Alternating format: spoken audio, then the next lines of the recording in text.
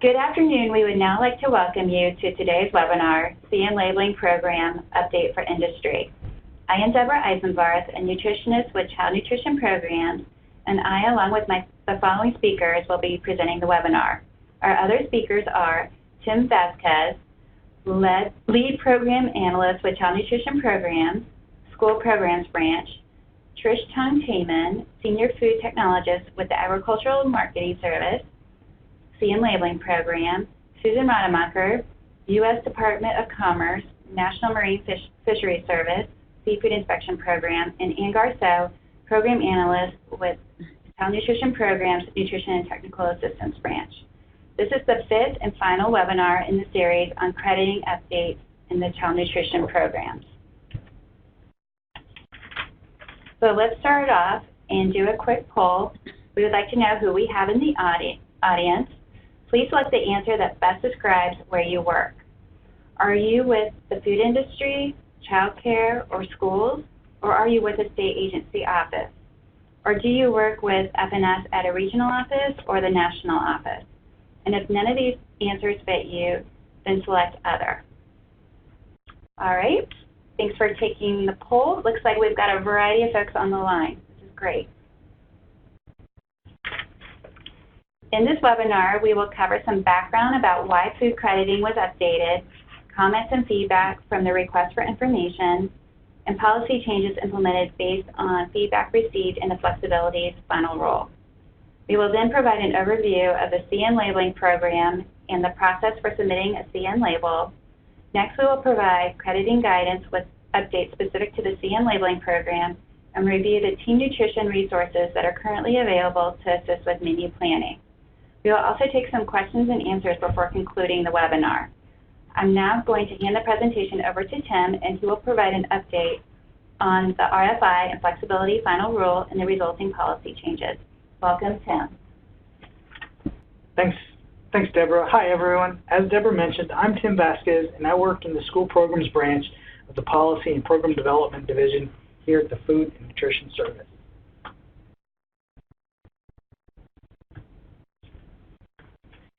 I'd like to open with a few of our commitments around food crediting.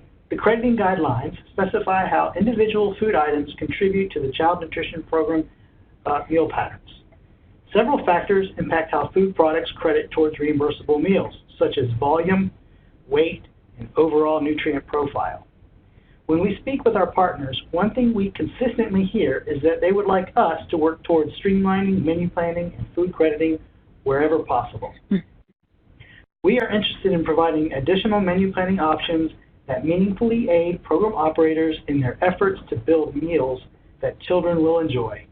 USDA has been listening and shares in this desire to simplify the menu planning process for all child nutrition program operators. Over the last couple of years, we have sought public input for ways that we can provide more flexibility within the programs. We have engaged in a multi-year effort which took the opportunity to improve customer service by helping our agency gain a better understanding of stakeholder opinions and gather innovative ideas from all who care about our children's nutritional needs. In 2017, we published a request for information to provide all of our stakeholders the chance to share their thoughts and opinions on crediting and to gather ideas that maximize program operators' ability to serve healthy, appealing meals that children enjoy. We encourage stakeholders to submit comments on specific food items and also to share their ideas to make crediting more simple, fair, and transparent. The public comment period for this request for information closed in April of 2018. We received 437 comments to 25 questions posed to the public. A majority of comments came from program operators and individuals, but we also received comments from the food industry, advocacy organizations, and state agencies. We carefully reviewed all comments received, prepared detailed summaries with policy recommendations for each major topic area addressed in the request for information. We then used these comments to develop new guidance to update and expand the credibility of a number of food items that previously did not credit or credited on a limited basis. The result is new flexibility that will allow more options that simplify menu planning, expand food choices, and incentivize participation in the child nutrition programs. Several commenters described the positive impact of these new crediting opportunities. Comments emphasize the benefits of providing diverse and culturally appropriate menu options.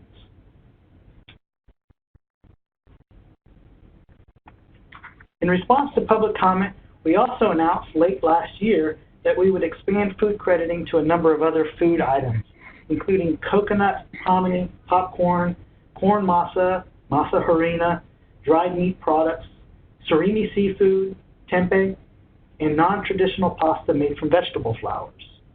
While today's webinar is focused on crediting using the Child Nutrition Labeling Program, we wanted to briefly highlight these new options too. On December 12, 2018, USDA empowered local schools with more meal service flexibility through a final rule titled Child Nutrition Programs, Flexibilities for Milk, Whole Grains, and Sodium Requirements. This final rule delivers on Secretary Perdue's promise made in a May 2017 proclamation to develop forward-thinking strategies that ensure school nutrition standards are both healthful and practical. The final rule gives schools the flexibility to offer flavored, low-fat milk to children, provide half of the weekly grains in the school lunch and breakfast menus as a whole grain-rich option, and have more time to reduce sodium levels in school meals. This rule allows schools to offer flavored, low-fat milk at lunch and breakfast as a smart snack without the need to demonstrate operational hardship. This flexibility is also allowed in the special milk program for children and in the child and adult care feeding program for participants ages 6 years and older. The final rule requires that half of the weekly grains on the National School Lunch Program and School Breakfast Program menu be whole grain rich. This reintroduces the requirement that was in place from school year 2012-2015 to school year 2013-2014. Beginning this school year, 2019-2020, there is no longer a requirement for schools to receive an exemption from the state agency in order to use this flexibility. With this flexibility, schools will be able to offer a wider variety of grains, including regional favorites such as biscuits or grits. The final rule also provides schools more time for gradual sodium reduction by retaining Sodium Target 1 through school year 2023-2024, moving Sodium Target 2 to school year 2024-2025, and removing the final target. Now let's hear from Trish in our CN Labeling Office at USDA's Agricultural Marketing Service. Welcome, Trish. Okay, thanks, Tim. Hello, everyone. My name is Trish Tung-Taman, and I am a Senior Food Technologist with the USDA Agricultural Marketing Services. My office helps approve labels that are used in the CN program. Next slide.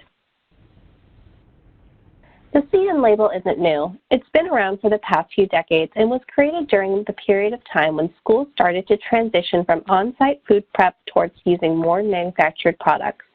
Once menu planners began to use more processed items, they needed to know how those items credited towards the meal pattern requirements. At the same time, food manufacturers wanted to keep their formulations proprietary. Therefore, FNS recognized that there was a need to review and approve formulations for those processed items. That way, menu planners could easily identify how an item contributed while food manufacturers did not have to disclose their product formulations. The program evolved over the years, and the label review transitioned from FNS to AMS in 2009. During this time, CN manufacturers were also required to have approved quality control or QC programs and in-plant verifications. And I will go into more detail about the QC program in the next few slides. Next slide. First, not all items qualify for a CN logo. Only entree items that have at least half an ounce equivalent meat and/or meat alternate per serving can carry the CN logo. Examples would include a chicken patty, bean burrito, or something like macaroni and cheese. If the item contains other components for the meal pattern requirements, such as grains, vegetables, or fruits, then that information will also be found in the CN statement. An item that only contains a grain, fruit, or vegetable is not eligible. It should be noted that even if an item qualifies for a CN logo, it is not a federal requirement for a company to CN label their product. However, depending on your location, the CN logo may be a requirement since purchasing decisions are determined on the local level. Lastly, the crediting information is food-based instead of nutrient-based. That means the crediting information is determined by the amount of credible ingredient in the item and the food buying guide yield, rather than the nutrient content or nutrition facts panel. Next slide. What are the benefits of having a CN label? The CN label is considered the gold standard. Since the CN label is the only documentation approved by the USDA, there is a warranty against audit claims whenever the product is prepared and served as stated in the CN statement. The CN statement also allows you to easily compare products or plan meals since the crediting information and serving size is plainly stated. Next slide. The CN label also provides a level playing field for manufacturers. Everyone in the program goes through the same process. All CN manufacturers must have an approved QC program and approved CN numbers. Next slide. What is the QC program? Basically, the QC program states how the company will verify the formulation they have approved on paper will match the formulation that is produced in their facility.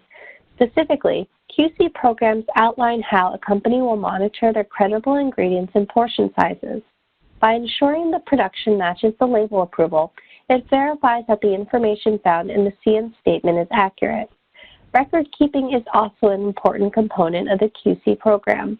Companies must maintain records throughout production of CN labeled products to verify that their production matches what was approved in the CN label application and approved QC program.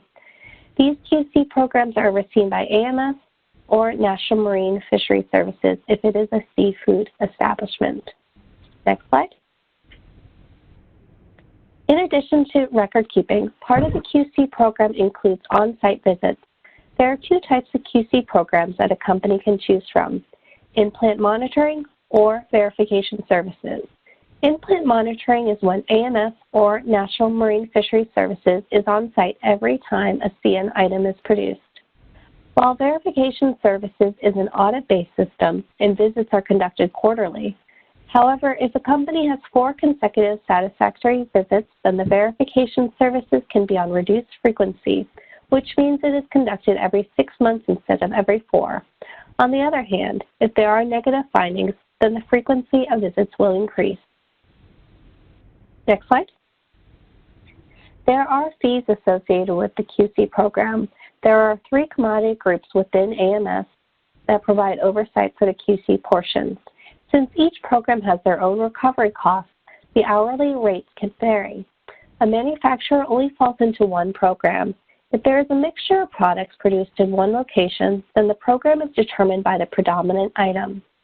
Since the CN program is a fee-for-service, AMS will cease services for companies that become delinquent. Next slide. Now that you've gotten an overview of the QC portion of the CN labeling program, I will briefly go over the other half, the label review. All companies must request a CN number from AMS before they can submit their application for approval. With the exception of seafood products, all CN applications are approved by the same office within AMS. Applications submitted to AMS must contain a completed FSIS 7234-1 form and, at a minimum, a copy of the label. All applications will contain information such as the product formulation and processing procedures. Some applications may require backup documentation. For example, if an alternate protein product is used, then the company will need to submit additional documentation to show that the APP meets F&S requirements. Next slide. The AMS Label Review Office accepts applications in a number of ways, but the most popular method is through email. Next slide. An applicant should expect an interactive effort to answer questions or resolve any issues. In general, the AMS CN Labeling Office tries not to reject any application.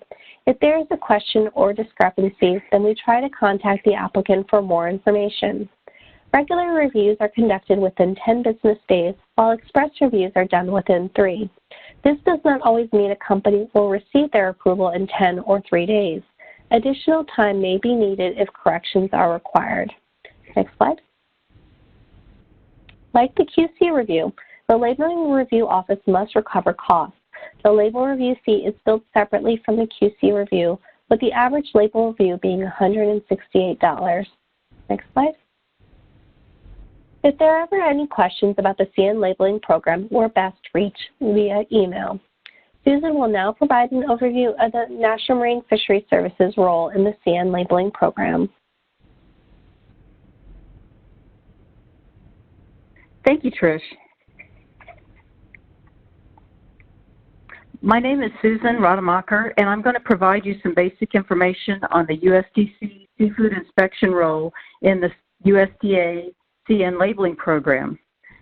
I'm a food technologist, and I work for the Department of Commerce National Marine Fisheries Service Seafood Inspection Program. Next slide, please. USDC Seafood Inspection provides parallel inspection services similar to what the USDA provides, although we evaluate processed seafood products. This can either be done in a resident inspection format or as a quality management-based program for NIMS-approved establishments. Next slide, please. Thank you.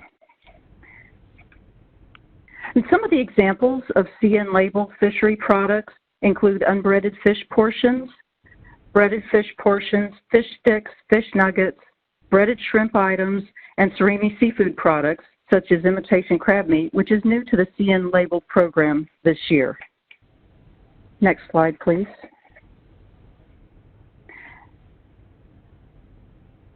Hourly rates for the USDC Seafood Inspection Program begin at $130 an hour, and they depend on the type of inspection or audit services provided through a contract.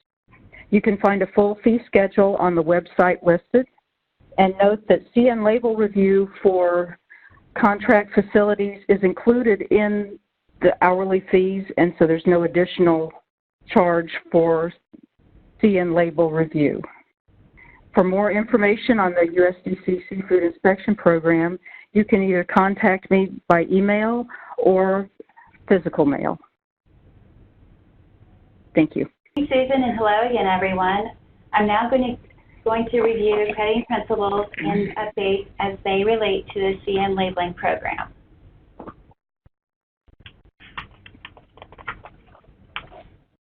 Let's start off with a quiz to test your knowledge of a few food items and whether they're eligible for a CN label. First, we have macaroni and cheese. So true or false, is macaroni and cheese eligible for a CN label? We'll go ahead and open the poll, and let's see the results. And very good to everyone who answered true. Macaroni and cheese is eligible for a CN label because the cheese credits as a meat alternate. However, just keep in mind that the product must contain enough cheese or other meat alternate to provide a minimum of 0.5 ounce equivalent meat alternate per serving. Next, we have hummus, which is made out of garbanzo beans, or also known as chickpeas. So true or false? Is hummus eligible for a CN label? We'll go ahead and open the polls, and let's see the results. And the answer is true. Hummus is eligible for a CN label because the garbanzo beans can credit as either a vegetable or a meat alternate. However, as with the previous example, the product must contain enough garbanzo beans to provide a minimum of 0.5 ounce equivalent meat alternate per serving. We have a couple more products. How about pasta made from beans? True or false? Is this product eligible for a CN label? I'll open the poll and let's see the results. And good job to everyone who's selected true. Pasta made from beans is eligible for a CN label because the beans can credit as either a vegetable or a meat alternate. As with the other examples, the product must contain enough beans to provide a minimum of 0.5 ounce equivalent meat alternate per serving. And for our final example, we have a fruit muffin. So true or false? Is a fruit muffin eligible for a CN label? I'll open the poll and let's see the results. And for this example, the answer is false. This is because food items that only contain a grain, fruit, or vegetable are not eligible for a CN label. Remember, eligible food items need to provide a minimum of 0.5 ounce equivalent meat alternate per serving. So as a recap, and as Trish also explained, only food items containing a minimum of 0.5 ounce equivalent meat alternate are eligible for a CN label, which includes food items such as a beef or chicken patty. If the item is a combination food such as pizza, a burrito, or macaroni and cheese, then the CN label will also include the crediting information for the other applicable meal components. A food item that only contains a grain, fruit, or vegetable is not eligible for a CN label. Due to the Flexibilities final rule that applies to the National School Lunch Program and School Breakfast Program that Tim previously mentioned, a notice to the trade was released in May with updated guidance in regards to CN labeled products that contain enriched grains, such as enriched wheat flour. These products may now include the declaration of the grains credit within the crediting statement. Previously, only CN labeled products that met the whole grain rich criteria were eligible to state the grains contribution in the crediting statement. If CN labeled products contained grains that were not whole grain rich, then they had to include a disclaimer that stated, this product contains grains that are not credible in school meal programs. Additional grains must be served to meet meal pattern requirements. Furthermore, this notice stated that CN labeled products that contain enriched grains and include the disclaimer may be resubmitted to the CN labeling office to remove the disclaimer and declare the grains contribution. For these CN labeled products, they are not required to obtain a new CN number as long as the product formulation and the order of predominance of the ingredients have not changed. For CN labeled products that meet the whole grain rich criteria, they shall continue to declare the grains contribution within the crediting statement with the credible amount followed by ounce equivalent grains.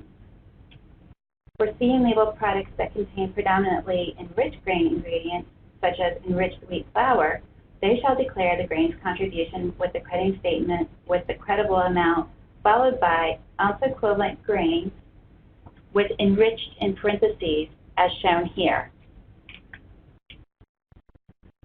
I'm now going to review the food items that are newly credible in child nutrition programs as a result of the request for information that Tim spoke about. The first memo, Update on Food Crediting in the Child Nutrition Programs, was released in December 2018 to inform stakeholders of these changes. Of the newly credible foods, the items highlighted here, which includes shelf-stable, dried and semi-dried meat, poultry, and seafood products, tempeh and surimi seafood are eligible for a CN label. Pasta products consisting of bean or lentil flour are also eligible for a CN label, since they can credit towards the meat alternate component when topped with a visible meat or meat alternate. However, pasta products made with vegetable flour that do not include beans or lentils can only credit towards the vegetable component and therefore are not eligible for a CN label.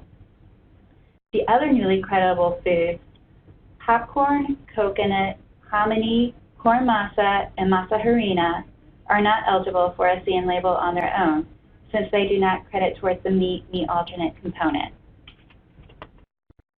We are now going to take a closer look at these newly credible foods. However, we encourage you to please read and review each of the memos for detailed crediting guidance.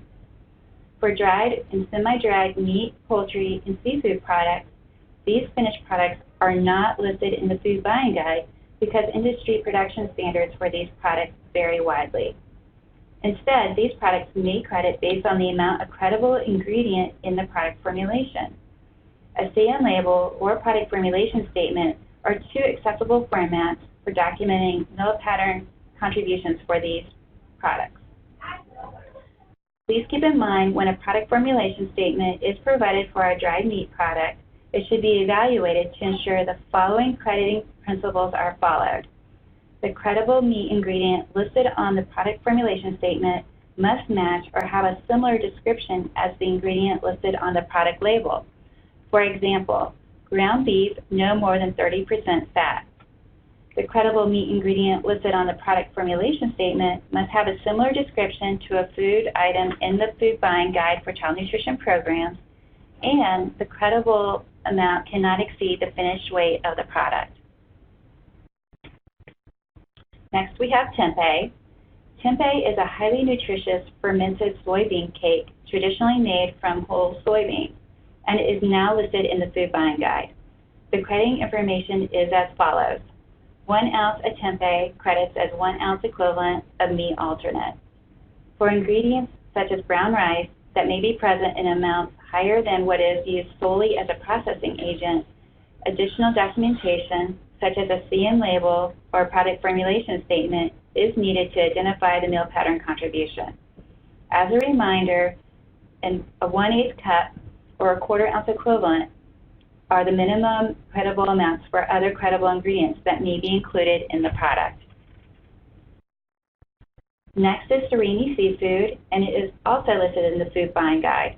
Surimi seafood is a pasteurized, ready-to-eat product consisting of restructured seafood, usually from pollock. The crediting information is provided on the slide. As you can see, a 4.4 ounce serving credits as 1.5 ounce equivalent meat alternate.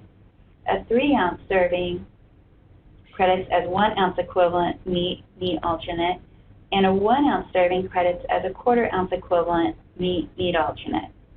Surimi seafood may contain as little as 1/3 seafood ingredient and can include other credible ingredients. Program operators and manufacturers should note that the crediting ratio for surimi seafood differs based on portion size due to rounding rules that require crediting down to the nearest 1/4 ounce. As with all products, manufacturers can document formulations of surimi seafood with higher percentages of meat alternate ingredients using a CN label or product formulation statement.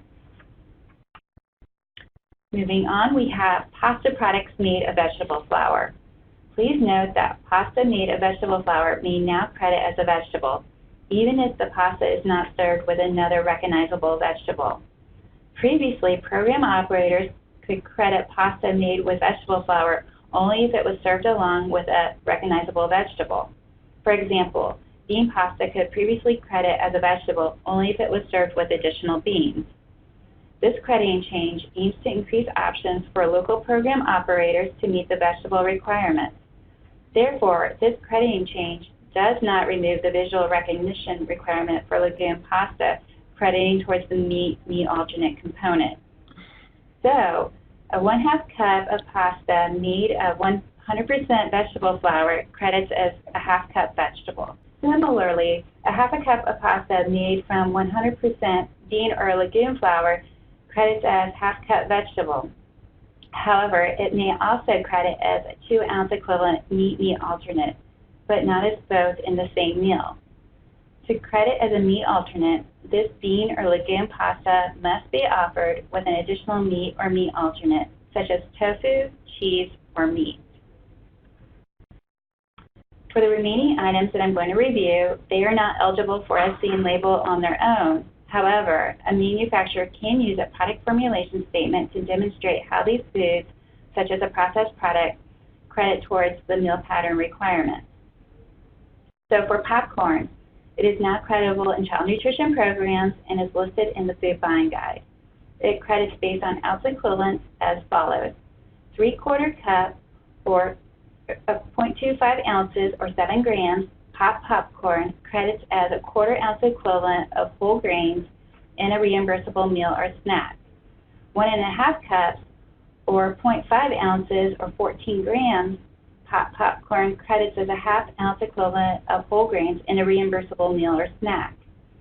3 cups or 1 ounce or 28 grams popcorn credits as 1 ounce equivalent of whole grains in a reimbursable meal or snack.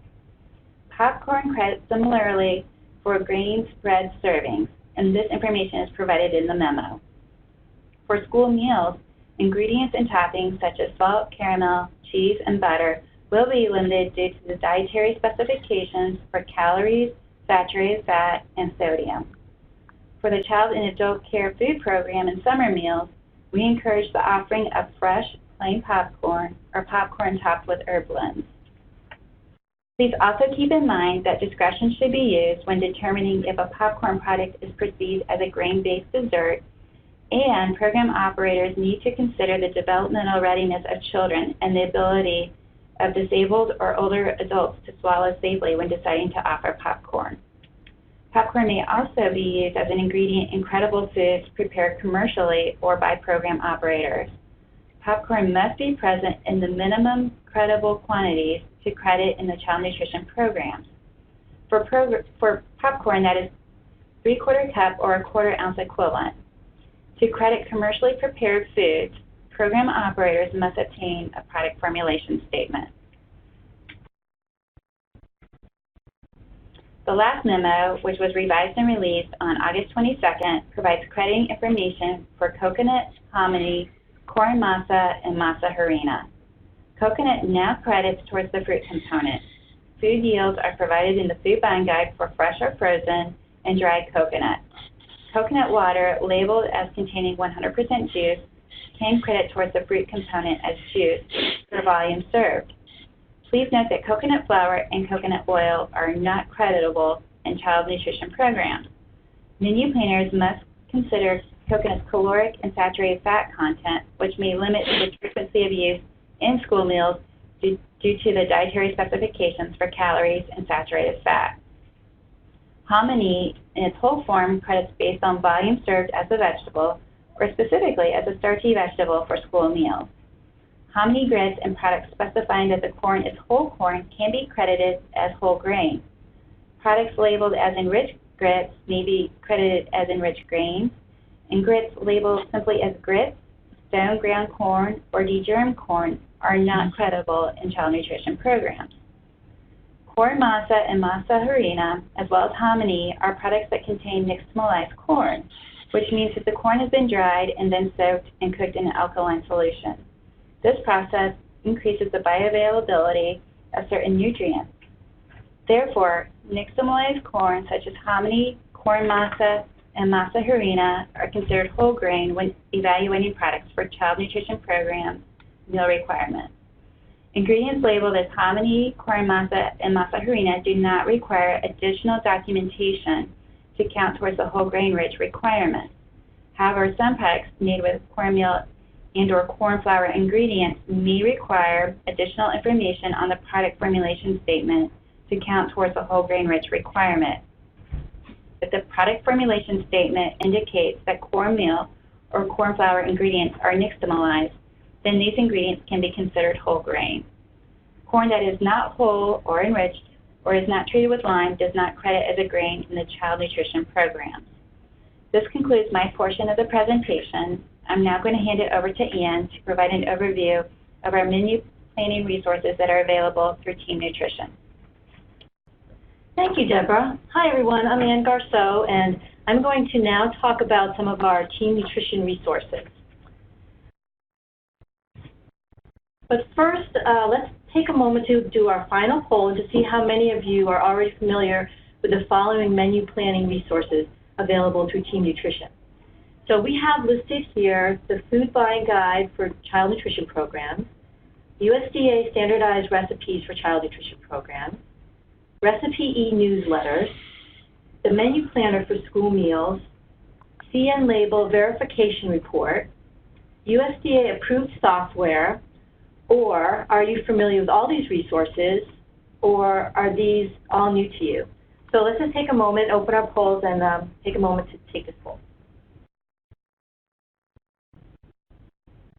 Okay, I see the results are coming in, and it looks like a lot of people are familiar with a wide variety of them, and some for some it's new to them. So okay, that's great. The yields for the newly creditable foods that Tim and Deborah just went over have been added to the Food Buying Guide.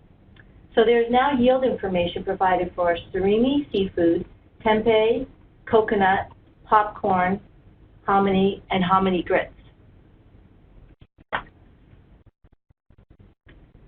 For those of you who are new to the Food Buying Guide digital resources, let's go ahead and review the main features.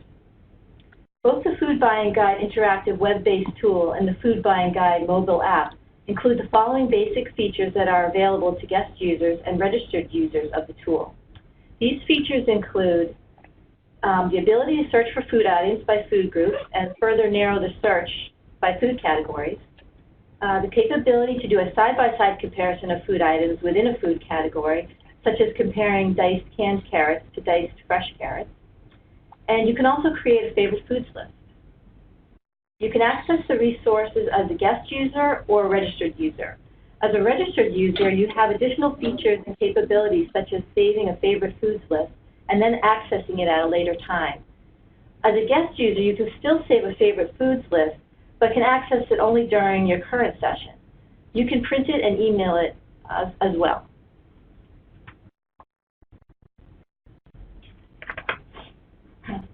The interactive food buying guide has 4 other features built in. The recipe analysis workbook, otherwise known as the RAW, is available to registered users. The RAW allows the user to easily search the food buying guide for creditable ingredients listed in a recipe. The selected food items will auto-populate into the RAW and calculate the item's crediting information based on the amounts entered by the user. The meal pattern contribution is calculated, and the meal pattern contribution statement for the recipe can be saved, printed, and emailed. The product formulation statement workbook is available to food vendors with registered accounts. This feature allows vendors to easily search the food buying guide for food items. The selected food items will auto-populate into the workbook and calculate the product's crediting information based on the amount entered by the vendor. In addition, the product formulation statement workbook will generate a certified contribution statement on a company's letterhead. Manufacturers may use the document generated from the product formulation statement workbook to communicate with child nutrition program operators on how their product credits the federal meal pattern requirements. One of the newer features is the Food Buying Guide Calculator. The Food Buying Guide Calculator will create a shopping list to assist program operators in ordering and purchasing food for their program. It is available on both the web tool and the mobile app. Most recently, we have developed the Exhibit A grains tool to simplify calculating ounce equivalents grains or grains bread serving using Exhibit A. As I just mentioned, a product formulation statement is an option that vendors may use to demonstrate how their food products contribute to the meal pattern requirements for child nutrition programs. In particular, a product formulation statement can be used for items that are not eligible for a CN label. The product formulation statement workbook simplifies the process for vendors to develop their certified documentation. Vendors can easily search creditable food ingredients, select the appropriate food item, enter the quantity of each ingredient, and then the workbook will automatically calculate the meal contribution based on the information entered by the vendor. While the product formulation statement workbook is only accessible for vendors, it is beneficial for others to know how manufacturers create these documents that demonstrate how a product credits towards the meal pattern requirements.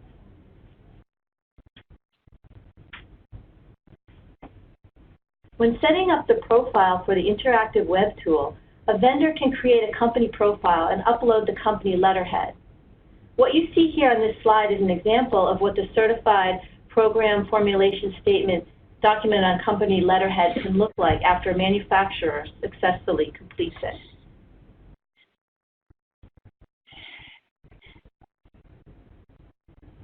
Here is another example of what the certified product formulation statement document can look like after successfully completed by the manufacturer. Please keep in mind these documents are not approved or warrantied by USDA. Manufacturers are responsible for ensuring their product is processed to meet the contribution as stated on the product formulation statement. And you are encouraged to review and verify the information presented on a product formulation statement prior to purchase.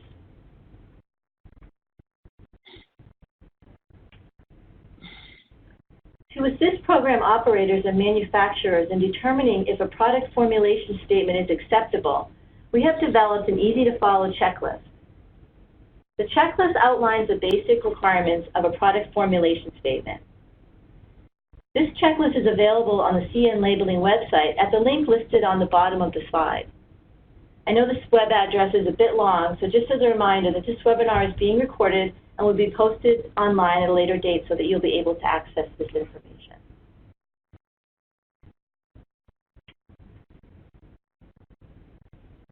The newest feature of the online interactive food buying guide is the Exhibit A grains tool, which allows a user to easily determine ounce equivalent grains or grain spread serving for a grains product. In addition, the tool also allows a user to determine the amount to serve in order to provide a desired grains contribution in ounce equivalent or a grain spread serving.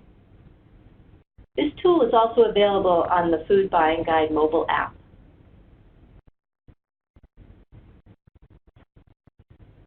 Now I'm going to highlight our USDA standardized recipes. These recipes provide program operators with delicious new dishes to assist them with meeting CN meal pattern requirements. They were developed to include legumes, whole grains, and/or dark green, red, and/or orange vegetables.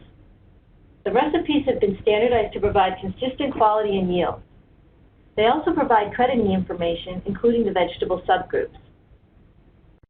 This recipe collection contains 200 new and updated mouthwatering USDA standardized recipes for use in the Child Nutrition Program. The USDA standardized recipe for school meals and the Child and Adult Care Food Program will soon be available on the Child Nutrition Recipe Box, hosted by the Institute of Child Nutrition. We'll be gradually adding all of our recipes to the recipe box over the next few weeks.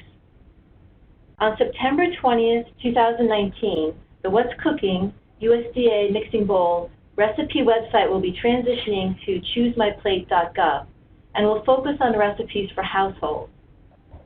If you want to save and download any recipes or cookbooks that you may have on the current site, please do so before September 20th, 2019.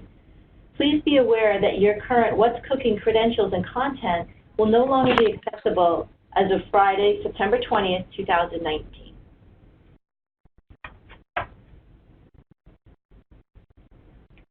Team Nutrition also provides a recipe newsletter. If you subscribe to correspondence from Team Nutrition, you should be receiving our recipe newsletter. To sign up for our newsletter, go to the Team Nutrition link shown on the slide.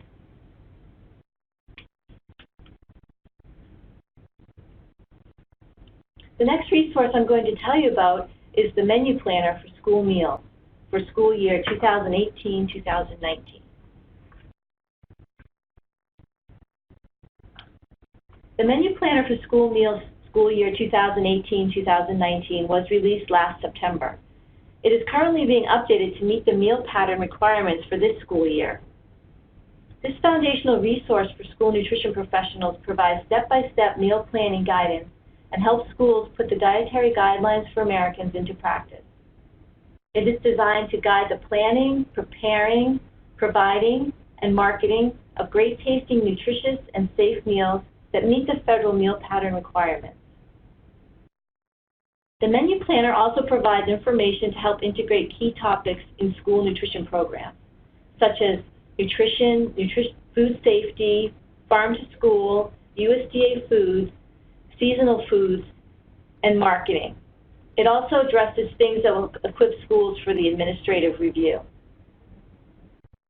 The goal of the menu planner is to merge the technical guidance with additional support resources in a step-by-step guide to planning quality, reimbursable school meals that appeal to students.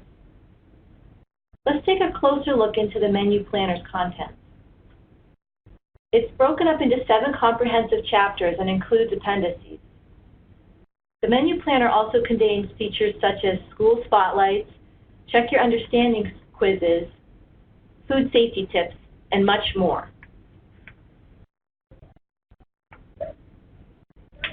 Next is the CN label verification reporting system. USDA developed this system to assist state agency reviewers, program operators, and the food industry in verifying the status of a CN label and the validity of a CN label copied with a watermark. The verification system produces two comprehensive reports. The CN label report, which not only provides the status of the label, but also includes the serving size and the meal pattern contribution of the product. The second report provides the manufacturer's contact information. Next, we have the USDA-approved software for menu analysis. USDA evaluates and approves two types of software for use in the school meals program. The first is nutrient analysis software approved for use in the school meals program. The second type of software is menu planning software approved for use in certification of compliance with the National School Lunch Program meal pattern requirements. All software is submitted to USDA for review voluntarily by private software companies.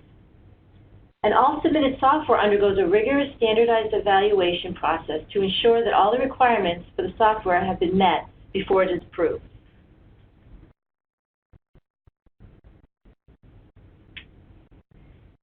In an effort to better communicate with food industry, software developers, regional offices, state agencies, and other food and nutrition service stakeholders and partners, the Nutrition and Technical Assistance Branch, also known as NTAB, developed a SharePoint site on USDA's partner website.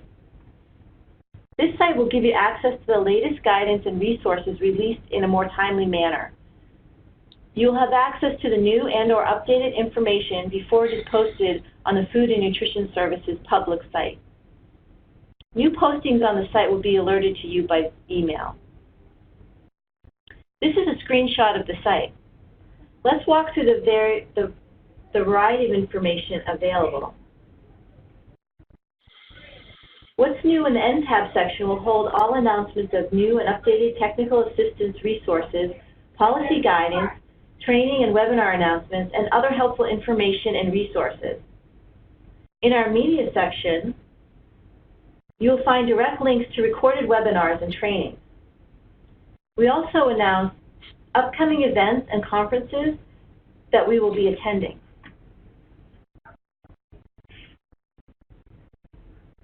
Have quick access to different topics of interest to you as well as other helpful resources.